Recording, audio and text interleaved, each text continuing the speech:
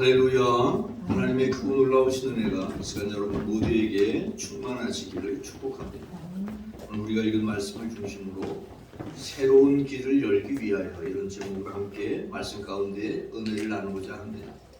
사순절의 주제가 몇 가지 있는데 그 중에 하나가 바로 고난입니다. 사순절이라는 것은 예수님의 고난에 초점이 맞춰져 있습니다. 이 고난의 의미를 우리가 알고 그 고난의 의미를 따라서 살아가는 것이 매우 중요합니다. 고난은 당연히 예수님이 지신 십자가를 말하는 것이죠. 고난당한다고 하는 것, 고난을 좋아하는 사람은 사실 거의 없습니다. 누가 고난당하고 싶어 하겠어요? 누가 고통 가운데 있기를 원하겠습니까?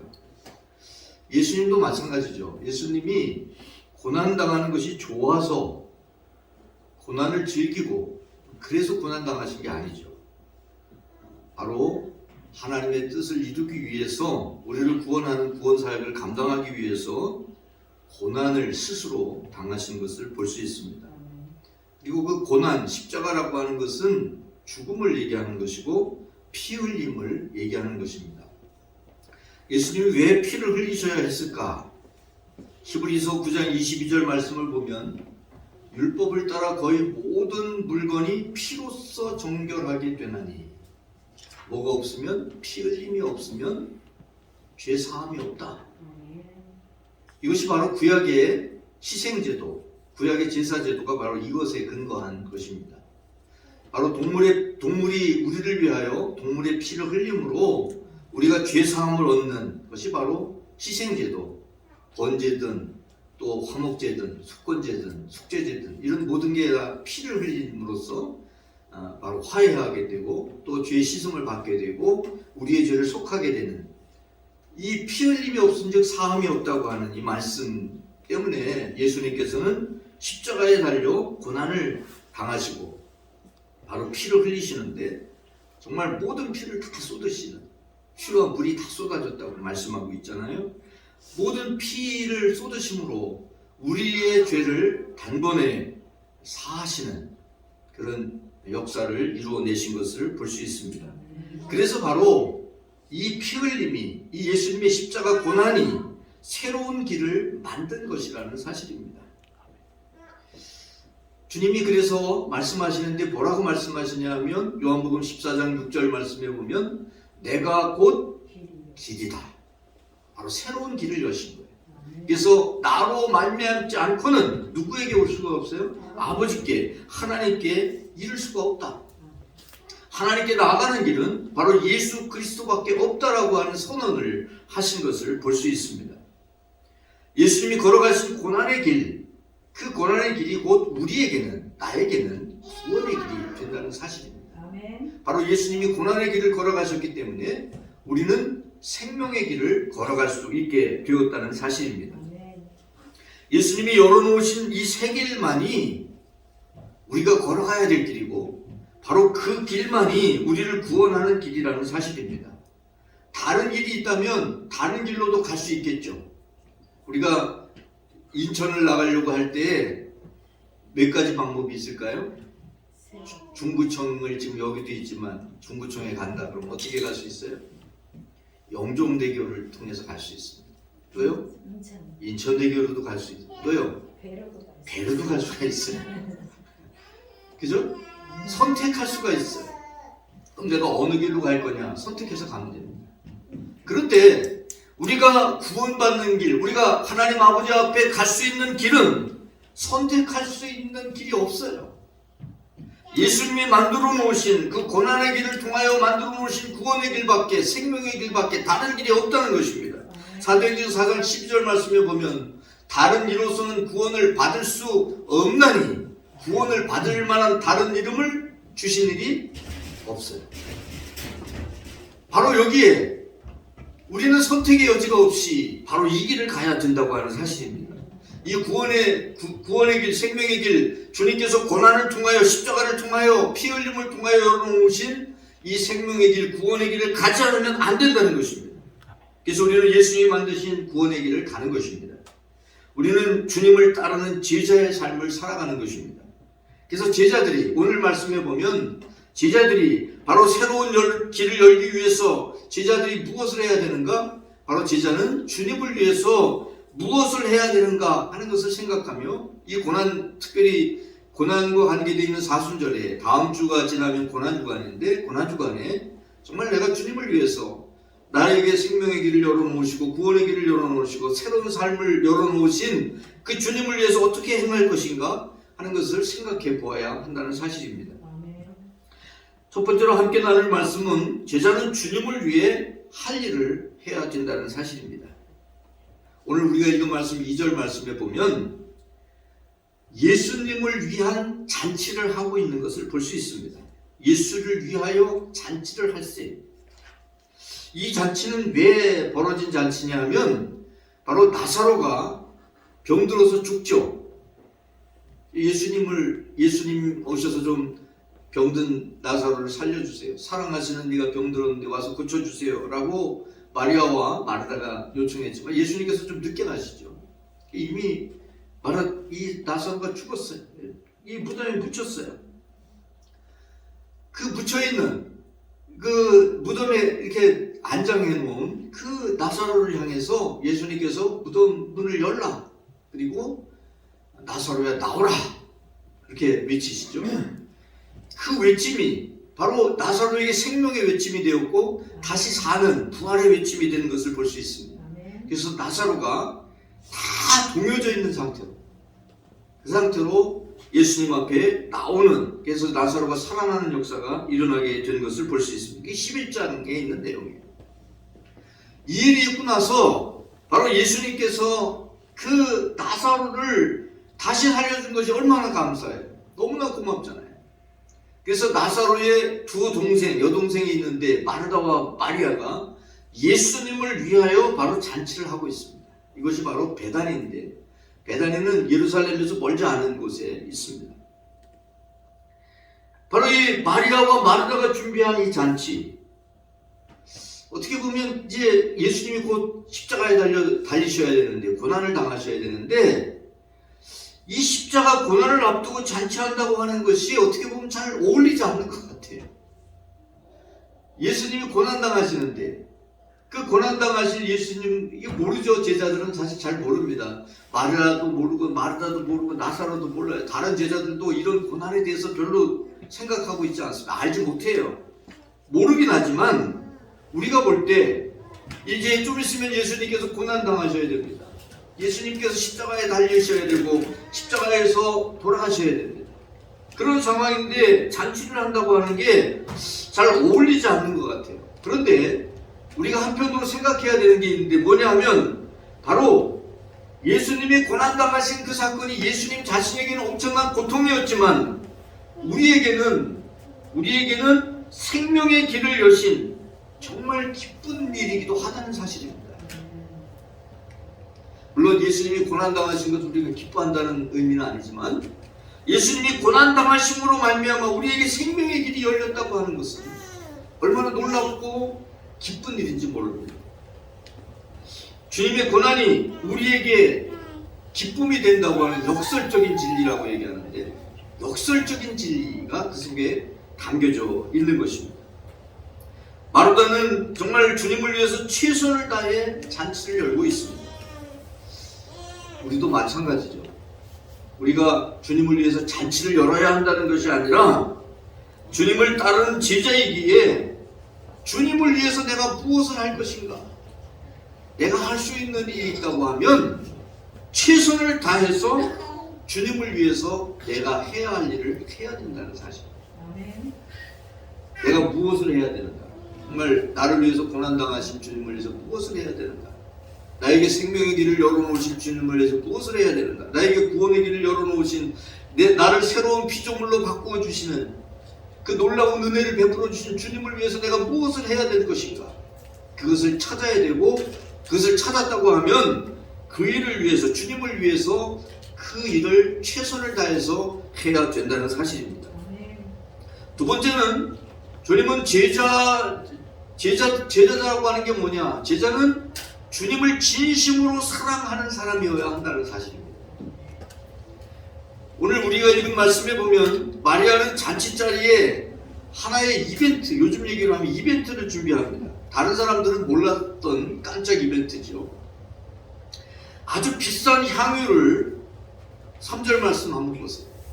마리아는 지극히 비싼 향유, 곧 순전한 나드 한 근을 가져다가 예수의 발에 붓고 자기의 머리털로 그의 발을 닦았다. 이렇게 표현하고 있죠. 자, 이 사건이 함께 모여서 잔치를 하고 있는 사람들에게 일순간 사람들의 모든 시선이 바로 이 마리아에게 쏠릴 수밖에 없는 순간이었던 것입니다. 근데 이 향유는 사실 우리가 어느 정도 값어치가 있는지 잘 모르는데 오늘 말씀해 보면 이 향유가 매우 비싼 향유라는 것을 알 수가 있습니다. 5절 상반절 말씀해 보면 이게 이제 가룟 유다가 이 향유의 가치를 이야기하는 거예요. 보니까 이 향유를 팔아 얼마에 팔아요? 300데나리온에 팔아.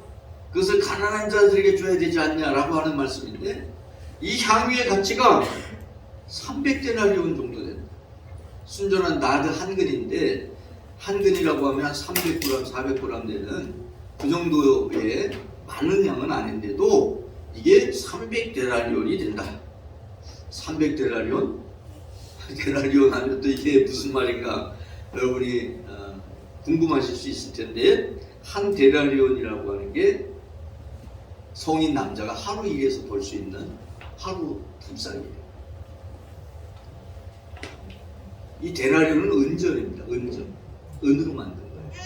근데 성인 남자가 건강한 사람이 하루 일하면 받을 수 있는 품삯이 바로 한 데나리온. 그러니까 작아요, 많아요? 그렇게 작지 않죠? 근데 이게 한 데나리온이 아니라 300데나리온. 300데나리온은 거의 1년 동안 일해야 됩니다. 1년 동안 일해서 그걸 쓰지 않고 모아야 모을 수 있는 게 바로 이 300데나리온. 크죠? 여러분은 뭐 별거 아닌 것 같아요. 수천 데나리온씩 가지고 있나 봐요. 큰 겁니다. 이게 만약에 한 데나리온이 10만 원이라고 하면 3천만 원의 값어치가 되는 거예요. 쉽게 말하면 꼭 그렇다는 게 아니라 자, 마리아는 도대체 그 비싼 향유를 예수님의 발에 왜 부어드린 걸까? 보통 이 향유는요 향을 하는 향수 같은 거잖아요. 여러분 향수를 그냥 갖다 들이붓습니까? 아니죠. 어떻게 해요? 뿌리는 거면 그냥 조금 뿌립니다. 막 많이 뿌리면 그 냄새가 오히려 역겨워요. 향수. 저도 전에 향수를 썼었는데 지금 안 써요. 그냥 자연적인 향으로. 근데 좀 지나면 써야 될 것 같아요. 점점 이제 나이가 들어가니까 이제 향수를 써야 될 것 같은 그런 생각을 하는데 향수 조금씩 쓰죠. 조금씩 이렇게 해서 사용합니다. 옷에 뿌릴 때도 조금씩 뿌립니다. 그래야지만 은은한 향이 나는 거죠. 근데 이 마리아는 이 비싼 향유를 옷에다 뿌린 것도 아니고 머리에 이렇게 조금 바른 것도 아니고 발에다가 부어버립니다. 그리고 그 발을 자신의 머리카락으로 닦아드립니다. 사실 이 발을 닦는 거는 향유가 아니죠. 향유가 아니고 사실 발을 닦는 건 물로 닦아야 되는 거죠. 그런데 향유를 발에다 부어드리고 그리고 그 발을 머리카락으로 닦아요. 왜 이렇게 했을까요? 마리아는 자기가 그렇게 하는데도 그 의미를 몰랐습니다. 그런데 바로 이게 예수님의 장례를 준비하는 것이라고 예수님께서 말씀하고 있죠. 의미를. 이 마리아는 그게 뭘 의미하는지도 모르고 그냥 자기가 예수님을 너무 사랑하기 때문에 그 사랑을 표현하는 방법으로서 내가 어떻게 예수님을 사랑하는 마음을 표현할까? 그녀는 진심으로 주님을 사랑했기 때문에 그 사랑을 표현하는 방법이 자기가 가지고 있는 그 값진 향유, 내가 가지고 있는 소중하게 여기는 그것, 그것을 내가 예수님에게 드려야 되겠다고 하는 그 마음 하나 가지고 한 거예요. 그저 그냥 주님을 사랑한 것밖에 없는 거예요. 여러분 진심으로 예수님을 사랑했던 것이죠. 여러분 사랑하면 어떻습니까? 사랑하는 관계 속에서 어떻게 해요? 모든 게 다 아깝죠? 네? 조금만 줘도 아깝잖아요? 아니에요. 내가 줄 수 있으면 다 주고 싶고 주고 또 줘도 아깝지가 않은 거예요. 이게 사랑하는 거예요. 사랑이 식으면 조금 더 아깝죠? 사랑할 때 서로 뭐 이렇게 뭐 이것도 사주고 저것도 사주고 그래서 사랑이 이제 깨졌어. 어때요? 다 내놔. 다 내놔라. 그러더라고. 보니까 다 내놔. 사랑할 때 줬으면 그냥 사랑 안 해도 그걸로 끝나야 되는 거예요. 그죠? 그걸 또 다시 다 내놓으라고. 그거는 사랑도 아니고 아무것도 아니에요. 진짜 사랑하면 사랑하기 때문에 다 주고 싶은 거예요. 어떤 것도 내가 아무리 귀중히 여기는 것도 아낌없이 주는 게 사랑인 거예요. 내가 만약 더 가졌다면 더 주고 싶어 하는 것이 사랑인 거예요. 이것이 바로 마리아가 예수님을 사랑했던 사랑의 표현입니다. 그게 비싸기 때문에가 아닙니다. 바로 주님을 사랑했기 때문에 그렇게 한 거예요. 여러분, 우리도 마리아의 그 주님을 사랑함, 그 사랑함을 본받아서 정말 주님을 사랑하는 삶을 살아야 될 줄로 믿습니다.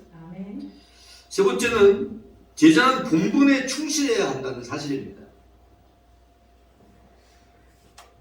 마리아의 행동을 보면서 다른 사람들은 왜 이런 일을 하지 그냥 의아하게 생각했지만 매우 삐딱하게 바라본 제자가 있었습니다.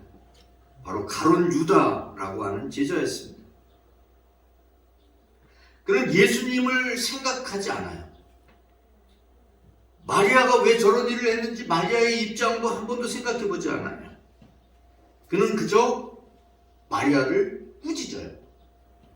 12장 5절 하반절 말씀해 보면 이것을 300데나리온에 팔아 가난한 자들에게 주지 아니하였느냐. 가난한 자들에게 주지 왜 그걸 허비하느냐 이거예요. 마리아가 왜 예수님 앞에 그 일을 행했는지 관심 없어요. 예수님에게도 관심이 없어요. 그냥 자기 생각대로 판단하는 거예요. 오늘 우리가 읽은 말씀에 보면 그가 예수님에 대해서 어떤 생각을 하고 있는지 하는 것을 보여주는데 4절 말씀 보세요. 제자 중 하나로서 예수를 잡아줄 가룟 유다. 제자 12명의 제자 중에 하나 배반하는 제자가 바로 가룟 유다였다는 것이죠. 뿐만 아니라 6절 보세요. 이렇게 말하면 가난한 자들을 생각함이 아니요. 그는 뭐예요? 도둑이라. 돈깨를 맞고 거기 넣은 것을 훔쳐간다. 그러니까 그걸 300데나리온에 팔아서 거기다 놓으면 훔쳐가려고 하는 마음을 가졌다는 거예요. 여러분, 이거는 제자라고 할 수 있을까요? 자신의 본분을 망각하고 그 직분을 이용해서 이득을 취하려고 하는 모습이 바로 이 가룟 유다의 모습이었습니다. 그는 제자라고 하는 이름을 가졌지만 실상 제자가 아니었던 것을 볼 수 있습니다. 여러분, 우리는 예수님을 따르는 제자예요. 제자. 그러하기에 바로 주님을 따르는 제자의 삶을 살아가야 되고 제자의 본분을 지키면 제자의 본분에 충실해야 한다는 사실입니다. 주님께서 고난의 길을 걸어가심으로 세계를 열으셨다고 하면 주님이 지신 그 십자가를 나도 지고 주님이 걸어가신 고난의 길을 가겠다고 하는 결단을 해야 되는 것입니다. 주님을 따르는 일, 주님을 따르는 그 길을 걸어간다고 하는 거. 여러분, 길이라고 하는 게 어떻게 만들어집니까? 요즘에 길을 크게 뚫어놓고 사람들이 지나다니죠? 옛날에는 어땠을까요? 옛날에는 어땠어요? 길이 없어요. 없는데 한 사람이 거기를 갑니다. 가면 발자국을 통해서 길이 조금 생깁니다. 그 다음에 또 다른 사람이 갑니다. 그러면 조금 더 길이 생깁니다. 그러다 보면 이 길로 가면 되는구나. 많은 사람들이 그 길로 걸어갑니다. 그러면 어떻게 돼요? 길이 나요. 그게 옛날 길이죠. 옛날에 그렇게 길이 생깁니다. 여러분, 주님을 위하여 가는 길이 쉽지 않아요. 어려운 길이에요. 주님이 고난의 길을 가셨기 때문에 우리도 고난의 길을 가야 돼요. 그런데 만약에 아무도 가지 않는다고 하면 주님이 기뻐하시는 길이 생길까요? 생기지 않을까요? 생기지 않습니다. 그런데 저도 걸어가고 여러분도 한 사람 한 사람이 그 길을 걸어가면 길이 생깁니다. 많은 사람이 함께 걸어갑니다. 그러면 어때요? 길이 넓어집니다.